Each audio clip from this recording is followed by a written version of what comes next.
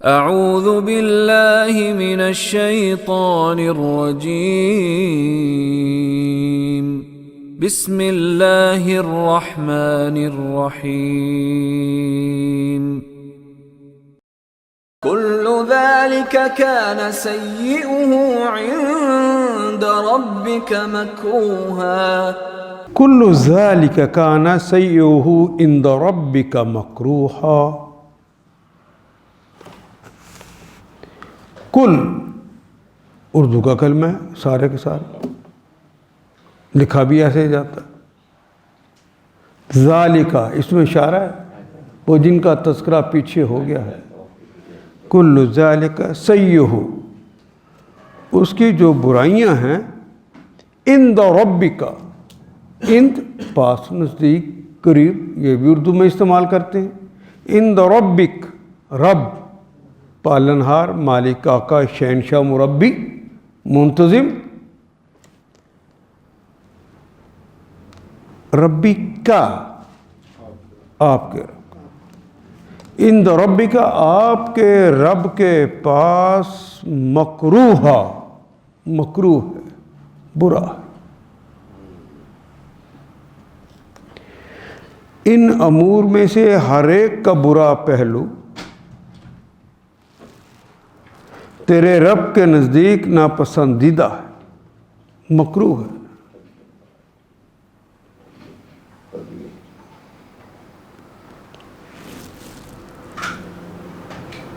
اس پورے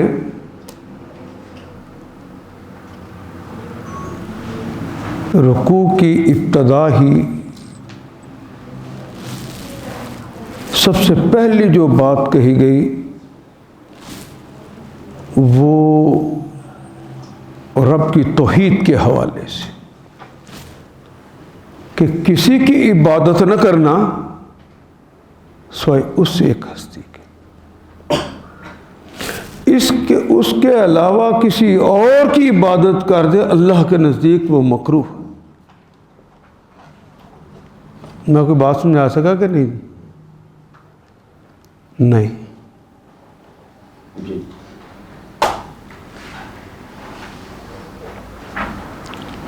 میں ابھی راستے میں آ رہا تھا تو لوگ موٹر سائیکلوں پر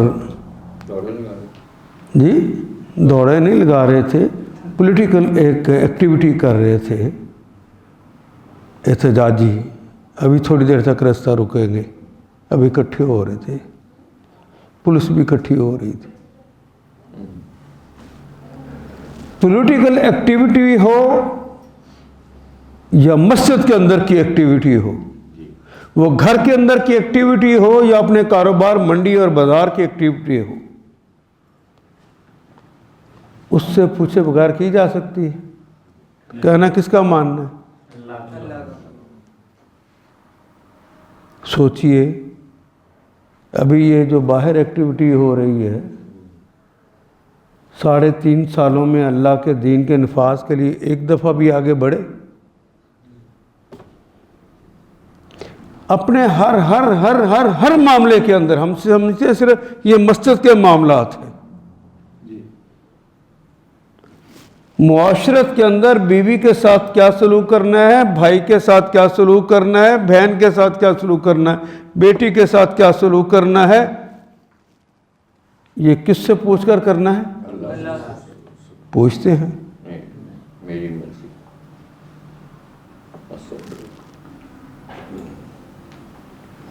ہر بات میں اپنی یا اپنوں کی مرضی چلاتے ہیں، اپنی یا جس کو اپنا سمجھ لیا ہے اس کی مرضی چلاتے ہیں. اس سے پوچھا،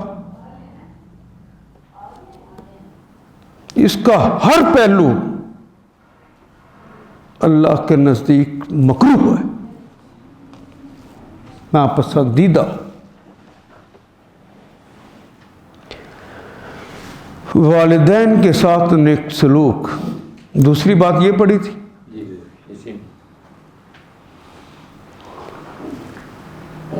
تو والدین کے ساتھ جب وہ خاص طور پہ بڑھاپے میں پہنچ جائے، جوانی کے عالم میں تو آپ کے ہاتھ میں کچھ نہیں نہ ہوتا. لیکن جب وہ بوڑھے ہوتے ہیں ان کے پاس کچھ نہیں ہوتا اور تمہارے پاس ہوتا ہے. ان کے پاس بڑھاپا، تمہارے پاس جوانی. ان کے پاس اضمحلال اور کمزوری اور تمہارے پاس توانائی اور جوانی. تمہارے پاس مواقع ہیں، ان کے پاس نہیں. تو یہ جملہ لا الہ الا اللہ کہنے والوں کے گھر کا ہے نا. ابا جی صرف میرا قصور ہے کہ میں آپ کے گھر پیدا ہوں، میرے ہاں بیٹھے ہوئے ہیں، جائے کسی اور کے گھر بھی جائے. باپ مر نہیں جاتا یہ جملہ سن کے.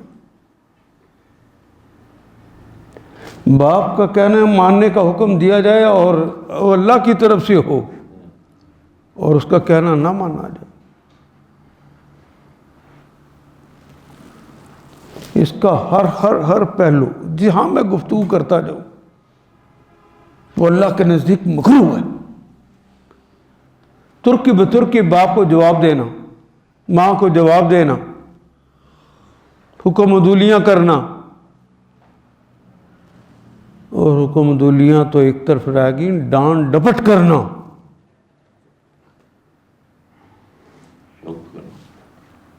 یہ کیا ہے؟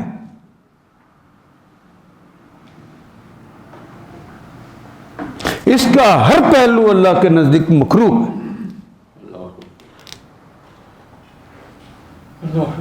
یہ بہت اہم باتیں. اس کو اپنائیں گے تو وہ رستہ کھلنا ہے جس کے لیے میں اور خواب دیکھتا کہ محمد رسول اللہ کا نظام دوبارہ آ جائے. خلافت راشدہ کو ہم اپنی آنکھوں سے دیکھیں، لیکن اس کے بغیر آئے گا نہیں. سوچ ادھر جائے گی نہیں.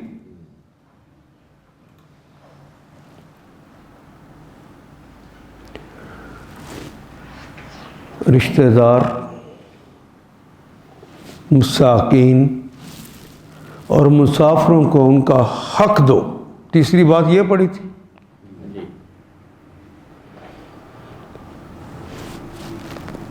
یا تو انسان خدا پرست ہوتا ہے یا مادہ پرست ہوتا ہے. خدا پرست ہوگا تو رشتہ داروں کا خیال کرے گا نا، کہ اس کو پتہ ہے کہ میرے مال جو مجھے ملا ہے سارا میرے لیے نہیں ہے، یہ میرے بیوی بچوں کے لیے بھی ہے. سارا بیوی بچوں کے لیے ہی نہیں ہے، یہ جو میرے غریب رشتہ دار رہ گئے ان کے لیے بھی ہے. صرف ان کے لیے بھی نہیں ہے، 40 گھر ہمسائے جو ہیں ان میں سے جو پیچھے رہ گیا ہے اس کا بھی حق ہے. اولا فاولا یہ حق دینا ہے. تمہارے پاس پیسے آئے ہیں ان تک پہنچانے کے لیے اگر یہ پیسے کھا جاؤ گے، خود اپنے بینک میں رکھ لو گے، اس کا یہ سارے پہلو اللہ کے نزدیک ناپسندیدہ اور مکروہ.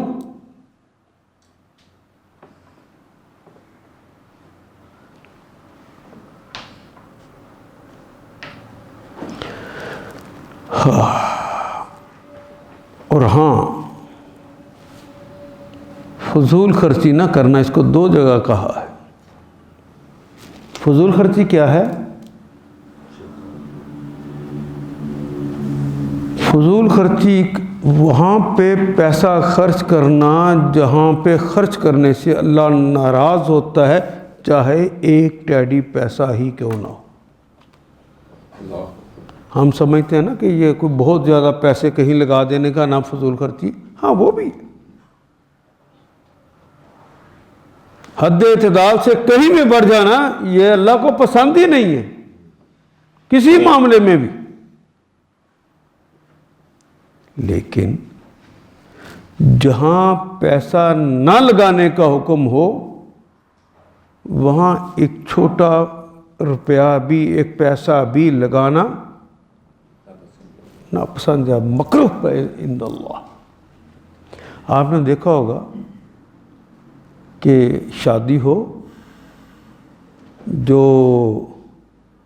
جن کو دولت زیادہ مل گئی وہ حوا کی بیٹیوں کو نچاتے ہیں، مجرا کرواتے ہیں. جائز تھا یہاں پہ پیسہ لگانا؟ اور اگر کوئی غریب رہ جائے تو وہ کہتا ہے ان کو تو پیسے دینے زیادہ ہیں، وہ ایک تیسری جنس ہوتی ہے وہ بلا لیتے ہیں. دل پشوری کر لیتے ہیں، وہ ہو یا یہ ہو، ہر پہلو اللہ کے نزدیک مکروہ ہے۔ پیسے جہاں لگانا تھا وہاں لگاؤ۔ تمہارے پاس پیسہ ہے نا، حوا کی یہ بیٹی جو آج ناچنے کے لیے تمہارے گھر آئی ہے، اس کا گھر آباد کروا دو۔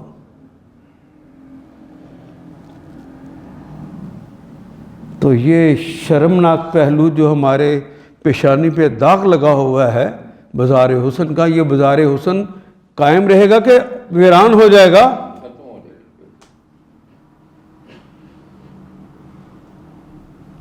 تم پیسہ ہی لگانا چاہتے ہو، میں غریبوں کو بھی کہتا ہوں، تم تیسری جنس کو بلا لیتے ہو نا، تمہیں ذرا حیا نہیں کہ ان کے ماں باپ نے بھی ان کو چھوڑ دیا، ان کے لوگوں نے ان کو دنیا کے اندر ذلیل کر دیا، ان بچوں کو تم اپنی گود میں لے لو اور ان بچوں کی تعلیم و تربیت کر لو۔ یہ تو یکسو ہوتے ہیں، باقی بچوں کے دماغ تو ادھر ادھر جاتے ہیں، لیکن ان کا دماغ جس طرف لگا دیا جائے انہوں نے ادھر جانا ہے، یہ تو محقق بن سکتے ہیں۔ کتنی بڑی دولت کو تم نے ضائع کر دیا، یہ تو پیسے اس لیے تھے کہ ان پر لگائے جائے، تم انہیں بھیک دے دیتے ہو، حیا نہیں آتی۔ اس کا ہر پہلو اللہ کے نزدیک مکروہ ہے۔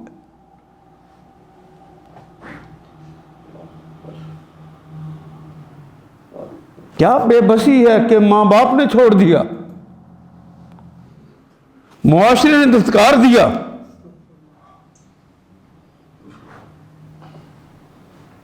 کدھر جائیں بچے؟ پھر جو گرو مان لیتے ہیں جس کو، اس کے ہو جاتے ہیں۔ وہ گود لے لیتا ہے، وہ بازاروں میں اور گلیوں میں نچاتا ہے، پیسے اکٹھے کرتا ہے۔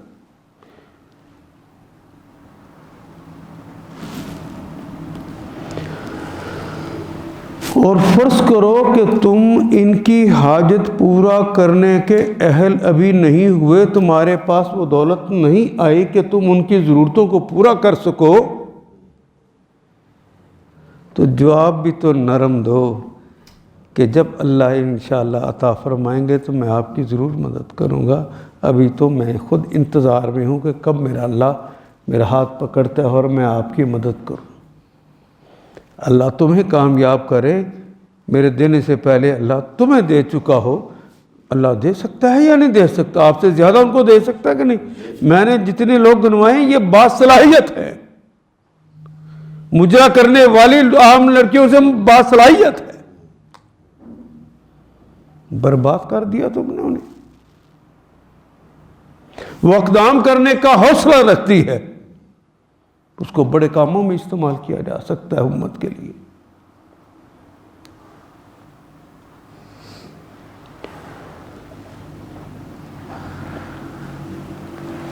جس طرح کہا ہے حد اعتدال سے بڑھ کر پیسے لگانا،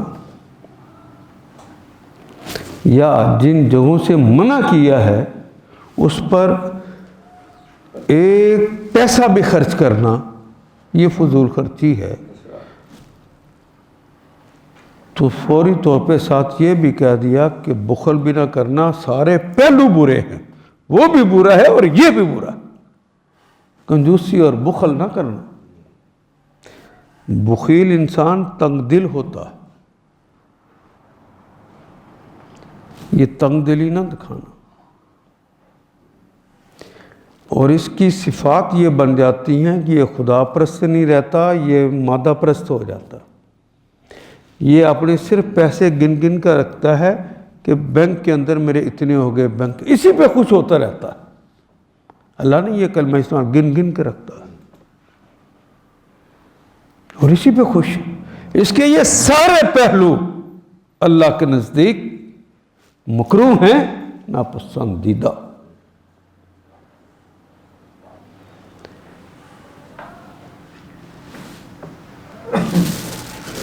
زنا کے قریب بھی نہ پھٹکو۔ 8ویں بات کہی ہے، زنا کے نظر بازی ہوگی تو آگے زنا کی طرف بات جائے گی نا، نظر بازی مت کرنا. مخلوط سوسائٹی ہوگی تو پھر اس کے مواقع پیدا ہوں گے نا آگے جا کے بری حرکت کرنے کے. یہ مخلوط سوسائٹی کا ہر پہلو ناپسندیدہ ہے، مکروہ ہے اللہ کے نزدیک.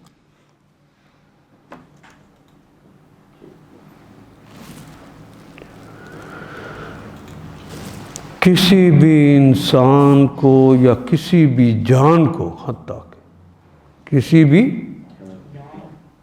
کسی بھی جان کو ناحق قتل نہ کرنا. جو قتل کرنے کا حق ہے وہ میں اس میں پڑھا چکا ہوں. ایک بکری کھڑی ہے، آپ اسے قتل کر سکتے ہیں، حتیٰ کہ وہ جو آپ کو تکلیف دیتے ہیں، دے سکتے ہیں، درندے ہیں وہ اپنے علاقے میں، ان کو جا کے مار سکتے ہو؟ ان کے لیے وہ جگہ بنائی ہے، تم وہاں پہ اجنبی ہو، وہ نہیں. ہاں وہ شہر میں آ کے تم پہ حملہ کرنے کا ڈر پیدا ہو تو وہاں قتل کر سکتے ہو.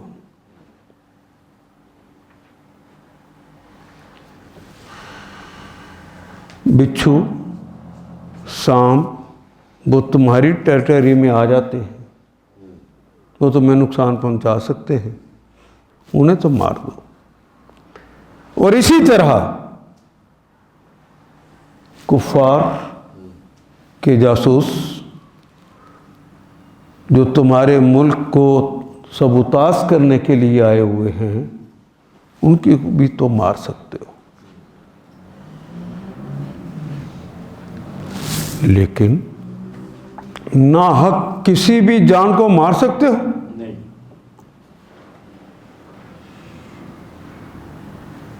تمہارا کوئی استحقاق نہیں. ہاں جو تمہیں نقصان دینے کا ڈر ہو اس کو تلف کیا جا سکتا ہے.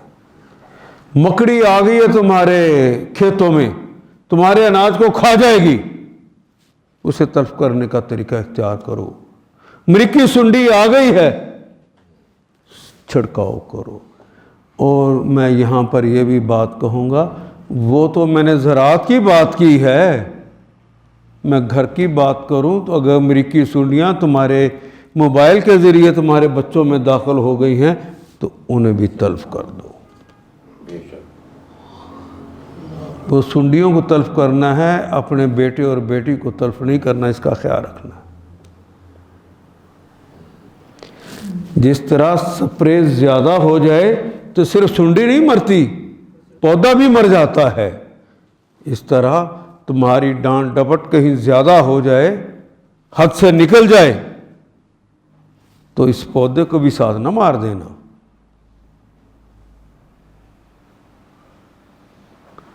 سمجھانے کا وہ انداز جو رسول اللہ نے بتایا ہے، اس کے علاوہ ہر انداز اللہ کے نزدیک مکروہ ہے، ناپسندیدہ ہے، مت کرنا.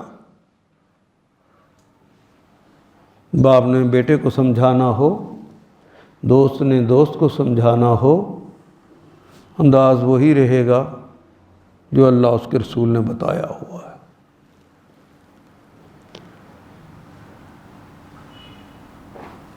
مال یتیم کے پاس بھی نہ پھٹکو. اس کا وہ پہلو تو پسندیدہ ہے کہ اس کے مال کو بڑھانے کے لیے کوشش کرو، پسندیدہ، اس میں امانت کا خیال رکھو، پسندیدہ ہے. لیکن اس کے مال کے پاس اس لیے جانا کہ وہ میرے قبضے میں آ جائے اور اس کے بعد میں اس کو کھا جاؤں، چاہے تمہاری ضرورت ہو، وہ تمہارے لیے ہی نہیں، اللہ کے دربار میں انتہائی ناپسندیدہ ہے اور مکروہ. مت کرنا. ناپ تول میں کمی نہ کرنا. ناپ تول میں کمی چاہے وہ ماپنے کے جو آلہ ہے اس میں خرابی پیدا کر کے، یا تولنے کا آلہ ہے اس میں خرابی پیدا کر کے. یا وہ جو چیز دے رہے ہو اس میں ملاوٹ کر کے ناپ تول میں کسی طرح کی کمی بھی نہ کرنا. دودھ کلو کی بجائے اس میں پانی ملا کے 1.25 کلو کر لیا جائے, 1.5 کلو کر لیا جائے, تو یہ باتیں بھی کچھ پرانی آؤٹ ڈیٹڈ لگتی ہیں. اب تو سارا کیمیکل دے دیتے ہیں اور کہتے ہیں کہ یہ تمہارا دودھ ہے. ایسا ہی ہے. ہم سے یورپ بہرحال بہتر ہے. جو کچھ پروڈکٹ کے اندر ہوتا ہے اس کے اوپر لکھا ہوتا ہے, اور ان کے انتظامیہ اتنی زبردست ہے, ان کا یہ کام اتنا مسلمانہ ہے کہ ہر ایک کی جانچ پڑتال کرتے ہیں. یہ جانچ پڑتال کرنا یہ تو مسلمان حکومتوں کا فرض تھا. کوئی باٹ ہلکا تو نہیں, ناپ تولے تو کوئی پیمانہ غلط تو نہیں, کوئی چیز جو دی جا رہی ہے اس میں کوئی ملاوٹ تو نہیں. یہ دیکھنا کس کا کام ہے؟ اس کا ہر پہلو جو برائی کی طرف لے کر جا رہا ہے اللہ کے نزدیک مکروہ ہے, ناپسندیدہ ہے. کسی بات کا پتہ ہی نہیں, کوئی کہہ دے کتا تمہارا کان لے گیا, کتے کے پیچھے مت بھاگو, صرف اس طرح ہاتھ لگا کے دیکھ لو کان ہے کہ نہیں. ورنہ اس اطلاع پر کہ کتا تمہارا کان لے گیا, کان کو دیکھنے کی بھی ضرورت ہے.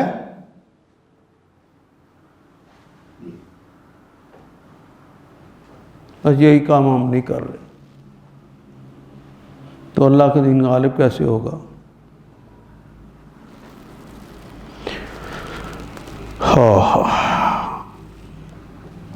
کسی نے بتا دیا فلاں بندہ تو ایسا ہے, اس نے کہا تو ہم نے مان لیا اور اسے اپنی نظروں سے گرا دیا. کہاں سے لے لی یہ بدگمانی؟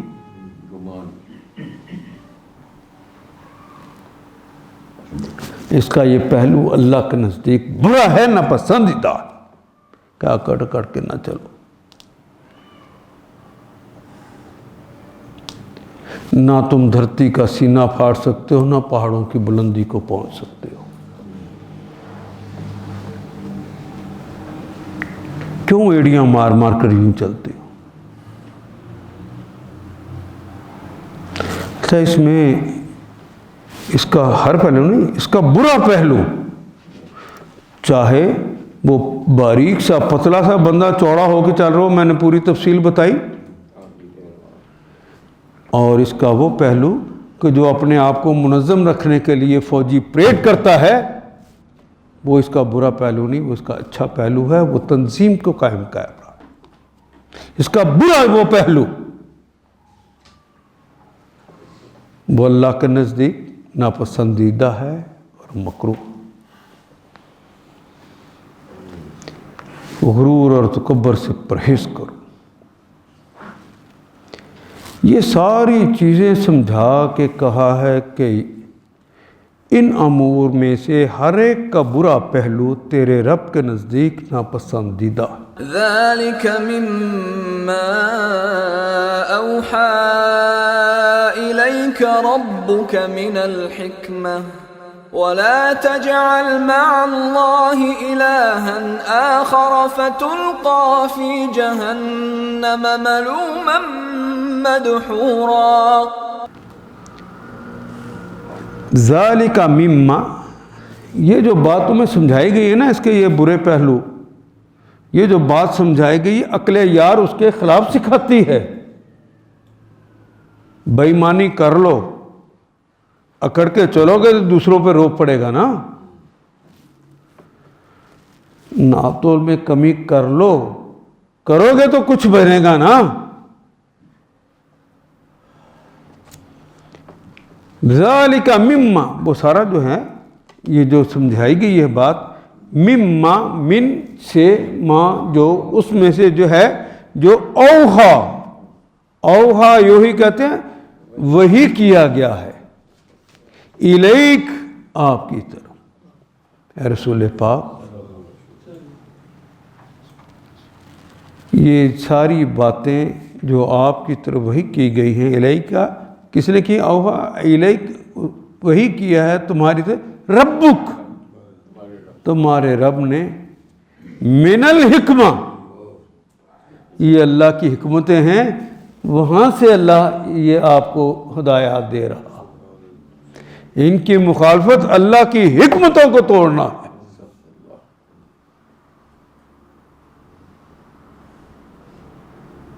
الیاذ باللہ، لڑائی دیکھیں ہم کہاں جا کے لڑ رہے ہیں۔ اوحا الیک ربک من الحکمہ،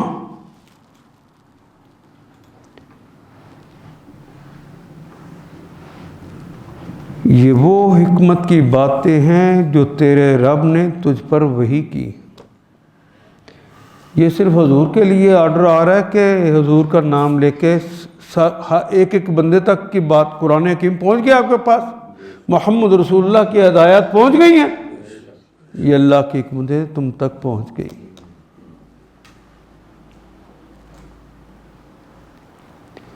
اب یہ رکوع کلوز ہونے لگا ہے۔ اس کا آغاز کہاں سے ہوا؟ توحید سے، اللہ کی عبادت سے۔ یہاں پر بھی اب کلوز ہونے لگا ہے، تو چونکہ یہ آخری آیت ہے تو اس کا اگلا جملہ وَلَا تَجْعَلْ مَعَ اللَّهِ إِلَٰهًا آخر، تو اگر کسی چیز کا آغاز کسی چیز سے ہو رہا ہو اور اختتام بھی اسی سے ہو رہا ہو تو باقی چیزیں ان بریکٹ ہیں، گویا تم جب ان کو نہیں مانتے دراصل اللہ کی اس توحید کو اور اللہ کی اس عبادت کو تم نہیں مان، چاہے ساری رات سجدے میں پڑے رہو۔ یہ کوئی بات میں سمجھا سکا یا نہیں؟ جس کے اندر حکمت ہے۔ ولا وہ لا تجعل، جعلا اس نے بنایا، جا سازی کرنا اردو کا کلمہ ہے، یجعل وہ بناتا ہے یا بنائے گا، اور تجل اور منع کر دیا ہے لا تجل، نہ بنانا، مع اللہ، مع کے ساتھ، اللہ کے ساتھ، مع اللہ الہًا، بطور الہ کسی کو نہ بنا لینا، آخر کسی دوسرے کو الہ کے طور پر قبول نہ کر لینا، کسی اور کا کہنا نہ مان لینا، کسی اور کی عبودیت نہ کر بیٹھنا، کسی اور کی پوجا و پرستش نہ کر بیٹھنا، کسی اور کے کہنے پہ نیکیوں سے باز نہ آ جانا۔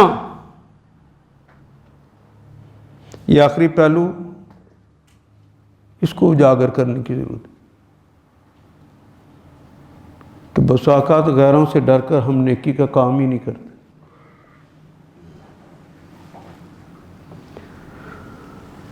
اگر ایسا کرو گے، جب یہ مسلمان حکمرانوں سے پوچھا جاتا ہے کہ تمہاری حکومتیں ہیں، تمہاری طاقتیں ہیں، تمہیں اللہ نے ذمہ دار بنایا ہے تو اللہ کے دین کا نفاذ کر دو، تم لا الہ الا اللہ کہنے والے ہو، کہتے ہیں امریکہ ناراض ہو جائے گا،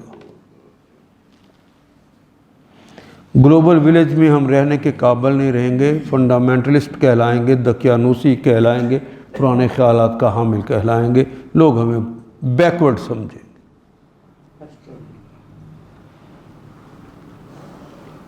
تو اللہ نے کہا کہ پھر اگر تم میرا کہنا نہیں مانو گے، فَتُلْقَى، القا یلقی القاء، ڈال دینا، پھینک دینا، تو تم پھینک دیے جاؤ گے، فَتُلْقَى، تم سب پھینک دیے جاؤ گے، فی جہنم، فی ہماری زبان کا کلمہ، جب اللہ میں نے سارے کلمات جو ہیں ہماری زبان میں لکھ کر بتا دیا کہ فرار کا کوئی رستہ نہیں ہے، خود ہی پڑھ لیتے اگر مولوی صاحب نے نہیں بتایا تھا۔ فَتُلْقَى، تم ڈال دیے جاؤ گے، فی جہنم، جہنم میں، ملومن، اردو میں کہتے ہیں ملامت زدہ، تو ملامت زدہ ہو کر، یہ مفعول کا وزن ہے جس پر ملامت کی گئی ہو، تم اس حالت میں ڈال دیے جاؤ گے جہنم میں مدحورا، دھتکارے ہوئے، کھینچ کے جس کو اپنی رحمتوں سے نکال کے پھینک دیا۔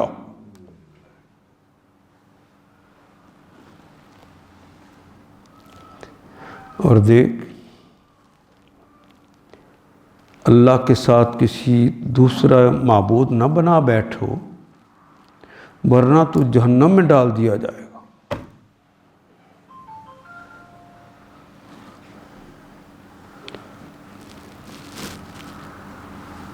مخاطب تو رسول اللہ ہیں، اور یہ قرآن حکیم کا اسلوب ہے، وہ رسول اللہ کو خطاب کر کے سمجھایا کنے جا رہا ہے؟ اس کا خیال رکھنا۔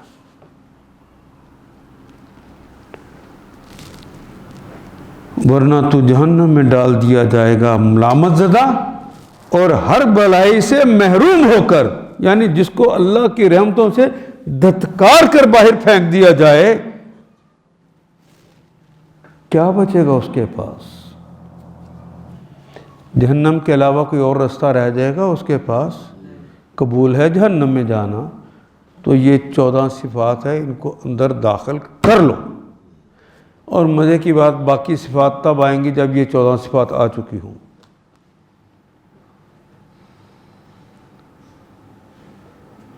یہ ہوگا تو تم عادل بن سکتے ہو، یہ ہوگا تو تم منصف بن سکتے ہو، یہ ہوگا تو تم پولیٹیشین بن سکتے ہو، حتیٰ کہ یہ چیزیں پوری کرو گے تو تم شہری بھی بن سکتے ہو۔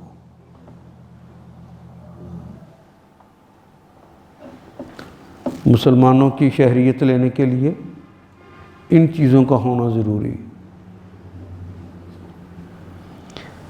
اور نہیں کرو گے تو آخرت کے اندر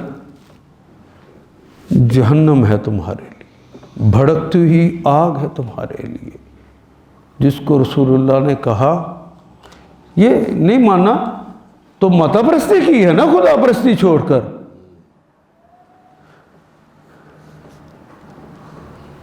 تو اس دن خدا پرستی نہ کرنے پر، مادہ پرستی کرنے پر کہا تم خود جہنم کا ایندھن بن جاؤ گے۔ یہ کیا ہے جہنم کا ایندھن؟ اور یہ جہنم کیا ہے؟ ایک چھوٹا سا کلمہ کہہ کے سمجھنے والوں کو ہلا کے رکھ دیا۔ جہنم وہ آگ ہے جس کے بارے میں رسول اللہ صلی اللہ علیہ وسلم نے کہا کہ اس کی ہلکے ترین عذاب سے، اس کے مختلف عذاب ہیں نا، سب سے زیادہ عذاب نیچے والے حصے میں ہے جہنم کے، اور سب سے ہلکا عذاب اوپر والے درجے میں ہے۔ ہلکے ترین عذاب سے نکال کر دنیا کی دہتی ہوئی آگ میں اگر انسان کو ڈال دیا جائے تو یہ آگ اس کو اس قدر ٹھنڈی لگے کہ اس کے اندر اس کو نیند آ جائے، کیونکہ اس کا ٹیمپریچر کتنا ہوگا اس کا اندازہ نہیں ہے آپ کو۔ اگر ابلتا ہوا پانی ہاتھ پہ گر جائے تو کیا حال ہوتا ہے؟ نہیں، تکلیف کو ذرا سوچیں، تکلیف کا ذرا سوچیں۔ اس آگ اور اس آگ میں فرق کتنا؟ یہ جو دنیا کی دہکتی ہوئی آگ ہے جس میں لوہا پگھل جائے، فرنس جسے ہم کہتے ہیں، 2700 ڈگری سینٹی گریڈ ہے، اس میں لوہا پگھل جاتا ہے، تو اللہ کے رسول فرماتے ہیں کہ یہ جس میں لوہا پگھل جاتا ہے اس جہنم کی آگ کے نسبت اسی طرح ہے کہ جب اس میں ڈال دیا جائے تو اس کو نیند آ جائے۔ یہ ٹھنڈا ہے اس کے مقابلے پر، لیکن اس کے اندر کہا کہ جب وہ اس شدت کے ساتھ تکلیف کے ساتھ جلے گا، وہ چاہے گا کہ موت آ جائے تو موت تو مر چکی ہوگی، موت تو آئے گی نہیں، اس تکلیف میں ہی جلتا رہے گا۔ اور میڈیکل سائنسز اگر کہیں کہ جلنے کی تکلیف تو اوپر والی جلد کو ہوتی ہے، نیچے والی جلد پہ اس کا اثر نہیں ہوتا کیونکہ حساسیت اوپر ہے، تو سچ کہتے ہیں۔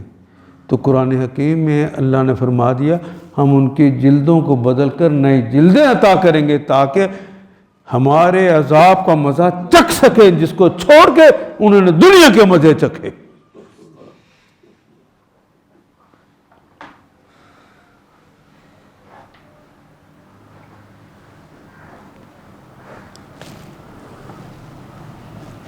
اور یہ آگ بھی کیا ہے اصل آگ کے مقابلے پر؟ جملہ یہ استعمال کیا ہے میرے اللہ نے، وہ جہنم کا ایندھن ہوں گے، جہنم کا۔ یہ مرد بھی اور عورتیں بھی جو یہ نہیں کر رہی، وہ ملامت زدہ ہو کر ان کے ہاتھ میں فیل ہونے کا پرچہ دے کر کہ تو یہ ہے تمہارا رزلٹ، اٹھا کر جب انہیں ادھر پھینکا جائے گا، ملوم مدحورا، تو یہ لوگ جہنم کے اندر جہنم کا ایندھن بن جائیں گے۔ آج سے کچھ دیر پہلے لوگ لکڑیاں جلاتے تھے، ذرا ٹیمپریچر کا تصور کیجیے۔ یہ لکڑیاں کیسے جلاتے تھے؟ گھاس پھوس، پرانے کاغذ، پرانے پتے سوکھے ہوئے رکھ کر پہلے ان کو آگ لگاتے، ان کی آگ لکڑیوں کے اندر داخل ہو جاتی، پھر لکڑیاں بھڑک اٹھتی۔ تو اصل جو قوت ہوتی ہے وہ لکڑیوں کی آگ کی ہوتی ہے کہ وہ گھاس پھوس کی؟ یہ جو میں نے ابھی بتایا ہے یہ تو وہ گھاس پھوس ہے۔ جب یہ تمہارے اندر داخل ہو جائے گا اور تم خود بھڑک اٹھو گے، اس وقت کیا عالم ہوگا۔ ایک ایک مزہ یاد آ رہا، کاش میں نے اللہ کی کہنا مان لیا ہوتا، کاش میں نے اللہ کا کہنا مان لیا۔ اس وقت توبہ قبول ہو جائے گی؟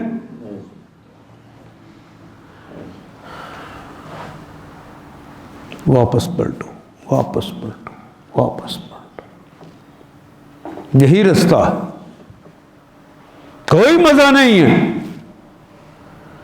مزے وہی جس کی اجازت وہ دیتا ہے، آرام وہی جس کی اجازت وہ دیتا ہے، دولت وہی جو اس کی اجازت وہ دیتا ہے۔ تم امتحان گاہ میں آئے ہو، عیش گاہ میں نہیں آئے۔ اور آدمی بنیادی طور پہ جب اس کو عیش گاہ تصور کر لیتا ہے تو اس کی بات کو ختم کر دیتا ہے، تو وہ تو رب ہے۔ آپ کی بات نہ مانی جائے گھر میں تو کیا حال ہوتا ہے، اور رب، آپ تو رب بھی نہیں ہیں، تو کیا عالم ہوگا۔ ان آیات کو ایک دفعہ پھر تلاوت خود کیجیے، عربی و مبین پڑھتے ہوئے دیکھیے کیا بات پوری اندر اتر رہی ہے، کیا یہ اردو کے سانچے میں ڈھلتی گئی ہیں عبارتیں۔ اگر بات سمجھ آنی شروع ہو گئی تو الحمدللہ یہی ہمارا ہدف ہے، اور یہ ہدف پورا ہو گیا۔ اللہ میرا اور آپ کا حامی و ناصر۔ الف لام